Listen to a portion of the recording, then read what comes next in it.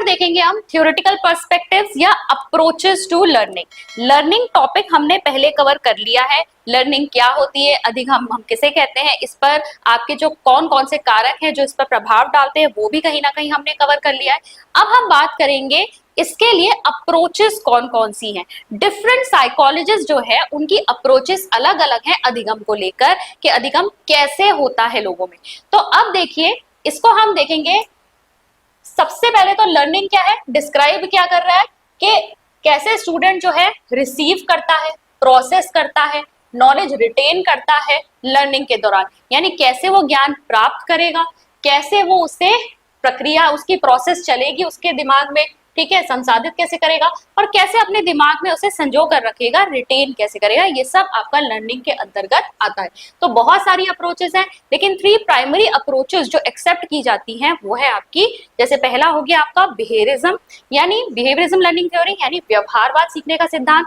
ये साइकोलॉजिस्ट जो आपके फेवर करते हैं बिहेवियरिज्म को, इनका मानना ये है कि लर्निंग या अधिगम किसी भी इंडिविजुअल के अंदर किससे देखा जा सकता है, व्यवहार से देखा जा सकता है, ठीक है।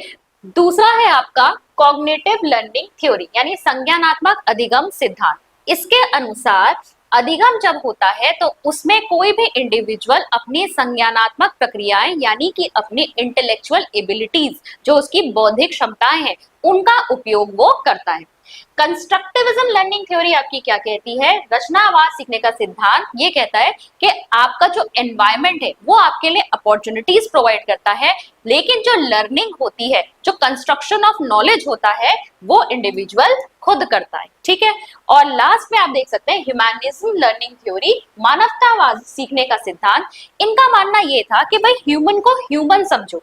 इनसे पहले जितनी भी थ्योरीज आई थी उनमें क्या बता रहे थे कि आप किसी भी इंडिविजुअल की लर्निंग करा सकते हो, ठीक है। अभी हम जब थ्योरीज पढ़ेंगे तो हमें और भी ज्यादा वहां पर समझ में आएगा कि किसी को भी स्टिमुलस दिया, उसने उसका रिस्पॉन्स किया तो आपने लर्निंग करवा दी, यानी हम लर्निंग जो है किसी भी इंडिविजुअल में करवा सकते हैं। लेकिन उन्होंने कहा कि भाई ह्यूमन को ह्यूमन समझो। ऐसा नहीं है जैसे जानवर को ट्रेन करते हैं ना, ऐसा थोड़ी कि तुम हर चीज जो है एक इंडिविजुअल को सिखाते रहोगे। एक इंडिविजुअल खुद से रिस्पॉन्ड करता है, वो अपनी नीड्स, अपनी आवश्यकताओं की पूर्ति के लिए जो है चीजें सीखता है, ठीक है। ह्यूमनिज्म लर्निंग थ्योरी में हमारी एक मैस्लो की भी एक थ्योरी आती है, हायरार्की ऑफ नीड, जिसको हम मोटिवेशन टॉपिक में पढ़ेंगे। अलग से आपका मोटिवेशन टॉपिक नहीं दिया हुआ है, पर लर्निंग पर मोटिवेशन का क्या प्रभाव पड़ता है और क्वेश्चंस भी आपके मोटिवेशन और उसकी थ्योरीज पे से आए हुए हैं, तो उसमें हम इसको जरूर पढ़ेंगे, ठीक है। तो ये मैंने ब्रॉडली क्लासिफाई कर दिया कि यहाँ पर आपकी कितने टाइप की थ्योरीज होती है, कितने टाइप की अप्रोचेस ली गई हैं लर्निंग के लिए। इसके अलावा भी कुछ अप्रोचेस हैं, जैसे social learning theory, SLT, Albert बंदूरा की है, कि व्यक्ति जो है अपने आसपास के समाज से चीजें सीखता है। इसका बेस्ट एग्जांपल है लैंग्वेज एंड कल्चर, ठीक है। भाषा जो है बच्चा कहाँ से सीखता है, उसके घर परिवार में जो उसके आसपास लोग हैं वो जो भाषा बोल रहे थे वही उसे आ जाती है, या संस्कृति या कल्चर, उसके जितने भी रिचुअल्स होते हैं, जो नियम होते हैं, वो सब वो कहाँ से सीखता है, अपने आसपास लोगों को जो करते हुए देख रहा होता है वही चीज वो सीख जाता है, ठीक है। तो सोशल लर्निंग थ्योरी ये कहती है कि कोई भी इंडिविजुअल अपने आसपास के जो लोग होते हैं, जो समाज होता है, जैसी चीजें वो कर रहे हैं उनसे सीख जाता है, ठीक है। और फिर है आपकी एक्सपीरियंशियल लर्निंग थ्योरी, इसको भी हमें करना है, ये भी आपके सिलेबस में दिया हुआ है। तो एक्सपीरियंशियल लर्निंग थ्योरी बेसिकली ये कहती है कि जो लर्निंग हो रही है वो एक्सपीरियंसेस से हो रही है, अनुभवों से हो रही है।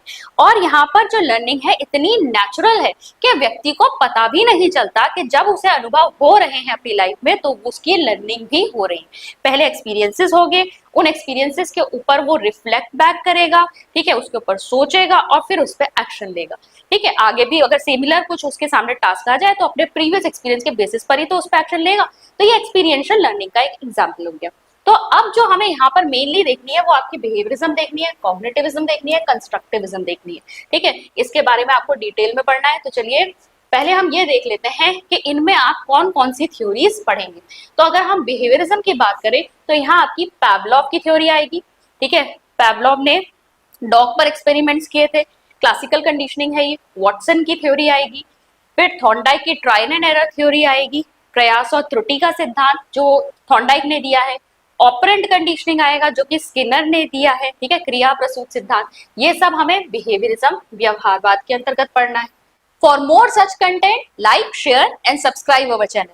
और हमारे कोर्सेज को चेक करने के लिए डाउनलोड कीजिए अचीवर्स ऐप। अचीवर्स ऐप को डाउनलोड करने का लिंक नीचे डिस्क्रिप्शन बॉक्स में। ठीक है, फिर अगर हम कॉग्निटिविज्म की बात करें, कॉग्निटिविज्म में क्या है, संज्ञानात्मक प्रक्रियाओं का ज्यादा प्रयोग होता है। यहाँ पर आप गेस्टाल्ट थ्योरी पढ़ेंगे। गेस्टाल्टिज्म जो है कोलर, कोफका, वर्दीमीर का द्वारा दिया हुआ। पियाजे की थ्योरी पढ़ेंगे। ठीक है, पियाजे को आप कॉग्निटिविज्म विस्ट भी कहते हैं और कंस्ट्रक्टिविस्ट भी कहते हैं, क्योंकि कंस्ट्रक्टिविज्म भी पे भी कहीं ना कहीं बिलीव करते थे कि बच्चा अपने ज्ञान का निर्माण खुद करता है। तो देखिए मैंने इसीलिए इस थ्योरी को यहाँ भी लिखा है और यहाँ भी लिखा है। कई जगह कई बुक्स में भी आपको कॉग्निटिव कंस्ट्रक्टिविज्म एक साथ लिखा हुआ मिल जाएगा। ठीक है, कंस्ट्रक्टिविज्म बेसिकली क्या है कि हम अपने ज्ञान का निर्माण खुद कर रहे हैं, खुद से अपनी नॉलेज कंस्ट्रक्ट करें, और उसमें भी तो हमारी संज्ञानात्मक प्रक्रियाएं लगेंगी। तो इसीलिए कई जगह ये दोनों को जोड़ के लिखा जाता है। देन साइन थ्योरी हो गई। ठीक है, टॉलमैन की फील्ड थ्योरी हो गई। अब ऐसा नहीं है कि मैं सारी ही थ्योरीज आपको डिटेल में पढ़ाऊंगी। बेसिकली जो इंपॉर्टेंट थ्योरीज है, जो आप अपने बीएड करिकुलम के दौरान या फिर जो आप सीटेट वगैरह के एग्जाम करते हैं उसमें आपको पढ़नी होती है, वहीं पे से ज्यादातर क्वेश्चन आपसे भी पूछे जाते हैं। लेकिन कुछ कुछ थ्योरीज जो है उनके बेसिक आइडिया मैं आपको दे दूंगी कि अगर वहां से क्वेश्चन आ जाए तो आपका छूटे नहीं। ठीक है, अदरवाइज बहुत डिटेल में हमें इनको नहीं देखना है। नेक्स्ट जब हम कंस्ट्रक्टिविज्म की बात करें तो मैंने जैसा कि कहा था, पियाजे की थ्योरी आ जाती है, वाइगोत्स्की की थ्योरी आ जाती है, ब्रनर की थ्योरी आ जाती है। तो इन थ्योरीज को हम पढ़ेंगे। ठीक है, सबसे पहले आज जो हम स्टार्ट करेंगे वो बिहेवियरिज्म है। बिहेवियरिज्म हम समझने की कोशिश करते हैं कि व्यवहारवाद है क्या। तो देखिए व्यवहारवाद के जनक सबसे पहले कौन है, फादर ऑफ बिहेवियरिज्म कहा जाता है जे बी वॉटसन, यानी जॉन रॉडस वॉटसन को।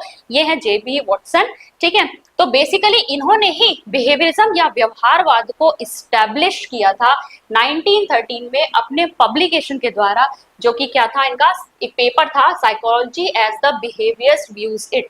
और इस समय इन्होंने बिहेवियरिज्म को इस्टेब्लिश किया या व्यवहारवाद के सिद्धांत वगैरह उन्होंने दिए थे, इसीलिए इनको क्या कहा जाता है, फादर ऑफ बिहेवियरिज्म। ठीक है, व्यवहारवाद के जनक। अब बिहेवियरिज्म फोकस किस पे करता है भाई, ये फोकस करता है कि सारा व्यवहार जो भी व्यक्ति करता है या दर्शाता है वो सब लर्न किया जाता है किससे, एनवायरमेंट से। उनका कहना था वातावरण में जो भी चीजें हो रही है उसके ऊपर जब रिस्पॉन्स देता है व्यक्ति, उसी से उसकी लर्निंग होती है। इसमें उसके इन्नेट और इनहेरिटेड फैक्टर्स का कोई प्रभाव नहीं होता। यानी एक व्यक्ति के अंदर जितनी भी क्षमताएं हैं, जितनी कैपेबिलिटीज है, उसका कोई प्रभाव नहीं है। हेरिडिटी जीन्स का कोई रोल नहीं है। जो एनवायरमेंट से के ऊपर रिस्पॉन्ड करके बच्चा सीख रहा है उसी का रोल है। ठीक है, तो behaviour learning theory represented as SR paradigm. SR क्या हुआ, एस का मतलब है स्टिमुलस। ठीक है, एस का मतलब क्या है, स्टिमुलस। स्टिमुलस मतलब उद्दीपन। ठीक है, उद्दीपन। उद्दीपन क्या हुआ, एनवायरमेंट में ऐसा कोई भी चेंज जो किसी इंडिविजुअल के अंदर एक रिस्पॉन्स, एक प्रतिक्रिया इवोक करे। जैसे अभी अप्रैल चल रहा है, नॉर्थ में इस समय गर्मी पड़ रही है। जैसे जैसे हम सर्दियों की तरफ बढ़ेंगे, टेम्परेचर डाउन होगा, हम क्या करेंगे, गर्म कपड़े पहनना शुरू कर देंगे, स्वेटर्स वगैरह निकाल लेंगे। तो एनवायरनमेंट में टेम्परेचर चेंज हुआ जिसकी वजह से इंडिविजुअल ने रिस्पॉन्स दिखाया। ठीक है, ये एक एग्जाम्पल हुआ। या फिर आप सिंपल सा एग्जाम्पल ले लो, कई बुक्स में मिल जाता है कि अगर आपने एक सुई से उंगली को प्रिक किया तो तुरंत जो है इंडिविजुअल अपना जो हाथ है वो छटक लेगा, वो पीछे खिसका लेगा। क्यों, क्योंकि आपने उसे प्रिक किया, ये उसके लिए एक स्टिमुलस का काम करेगा। उसे चुभा तो उसने अपना हाथ, रिस्पॉन्स क्या हुआ, हाथ पीछे खींच लिया। तो ये सारी चीजें क्या है, जो आपने अगर सुई चुभाई वो एक उद्दीपन हो गया। टेम्परेचर अगर एनवायरनमेंट का डाउन हुआ या बढ़ा तो ये एक उद्दीपन हो गया। इन सब की वजह से हम क्या करेंगे, कुछ ना कुछ हमारे अंदर रिस्पॉन्स होगा। ठीक है, क्या होगा, रिस्पॉन्स। ठीक है, अनुक्रिया या प्रतिक्रिया हम देंगे। तो इसीलिए इनका कहना क्या था कि बिहेवियर लर्निंग कैसे होती है, एसआर के थ्रू होती है। एनवायरनमेंट में कोई स्टिमुलस आया, हमने उस पर रिस्पॉन्ड किया, उसी से हमारी लर्निंग हो गई। एक और बात देखते हैं, जैसे एक जलती हुई कैंडल है, ठीक है, और एक बच्चे ने उसमें अपनी उंगली डाली, उसका हाथ जल गया, तुरंत उसने अपनी उंगली हटा ली। अब उसकी लर्निंग क्या हो गई कि जलती हुई कोई भी चीज है उसमें मुझे उंगली नहीं डालनी है। ठीक है, इससे जल सकते हैं, ये उसकी लर्निंग हो गई। तो स्टिमुलस था, स्टिमुलस जो उसका बर्निंग सेंसेशन हुआ और उसके बाद उसने अपना रिस्पॉन्स क्या दिया, हाथ हटा लिया, और अब लर्निंग हो गई कि किसी भी इस तरह की बर्निंग चीज से मुझे दूर रहना है। ठीक है, तो इन्होंने कहा जितनी भी लर्निंग होती है किसी ऑर्गेनिज्म की वो सब एसआर की वजह से होती है। एसआर पैराडिग्म में, ठीक है। Organism is treated as black box. Organism क्या है? ब्लैक बॉक्स की तरह है। ब्लैक बॉक्स मतलब भाई अंदर क्या चल रहा है हमें तो नहीं पता ना, उसके अंदर क्या एबिलिटीज है, क्या कैपेबिलिटीज है, हम क्या जाने, तो हम उसे कैसे बता सकते हैं? हम सिर्फ उसे उसके ओवर्ट बिहेवियर, ओवर्ट मतलब जो दिख रहा है बाहर से, हम सिर्फ उसके व्यवहार से भाई उसे देख सकते हैं, ठीक है। आज भी अगर आप लर्निंग देखो, हमने जो लर्निंग के बारे में पढ़ा, क्या पढ़ा? Learning is change in behaviour, ठीक है। लर्निंग को बेस्ट डिस्क्राइब कैसे किया जाता है?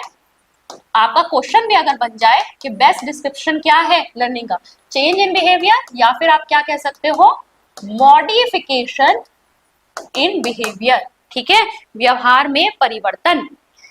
एक बच्चा है, मैथ्स के अलजेब्रा के सम्स पहले नहीं कर पा रहा था, आपने उसे सिखाया और अब वो सम्स सॉल्व कर पा रहा है, तो आपको व्यवहार में परिवर्तन दिखा।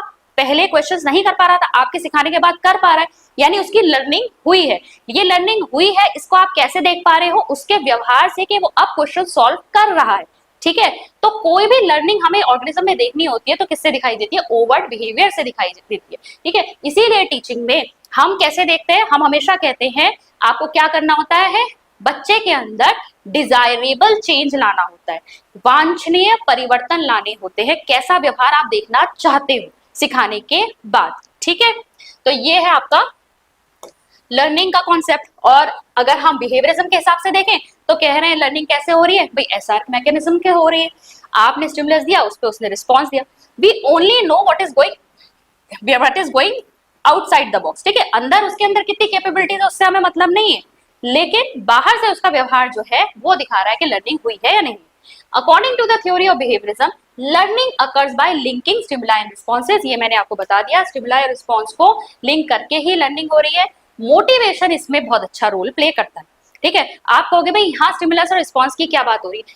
अब आपने टेस्ट लिया, बच्चे के नंबर अच्छे, आपने उसे चॉकलेट दे दी, वो उसके लिए क्या काम करेगा? अरे मुझे पॉजिटिव यहाँ पर रिस्पॉन्स मिल रहा है, आगे और पढ़ेगा, ठीक है। तो यहाँ पर एक तरीके का मोटिवेशन है, चॉकलेट देना एक तरीके का रीइंफोर्समेंट है जो उसके लिए एक मोटिवेशन का काम करेगा, ठीक है।